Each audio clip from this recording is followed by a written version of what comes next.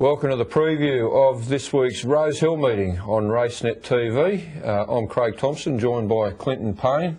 How are you, Clint? I've been wiping egg off my face all week, clock. I copped it. I read a few things on YouTube about you.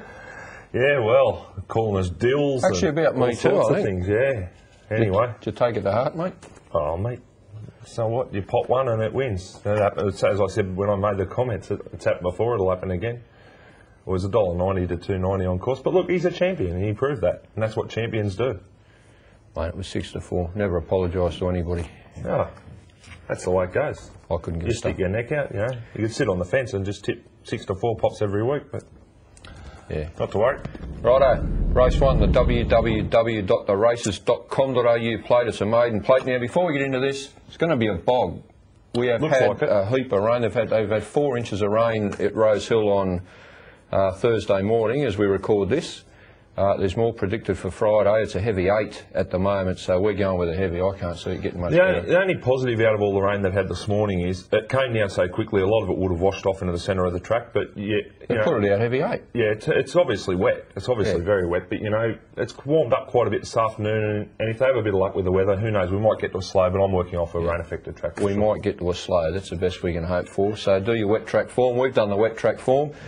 Now the first race is a 1,300 metre maiden. What did you find here? I think Gay's horse, Bella Cantata, it's been pretty hard to miss at the trials. At Rosehill, when she trialled last time, she showed a really good turn of foot. I remember at Randwick, when the first set of trials were back on, and when we went and spoke to Gay about all the triallers, this was one she really wanted to mention that sort of finished 4th or 5th. So obviously the stable's got a bit of an opinion of it. Bit of a worry, 1,300 metres first up on a wet track, but look, if she's got ability, which she looks to have ability, well, she's going to be very competitive here. Business plan, I thought, went all right at Randwick the other day.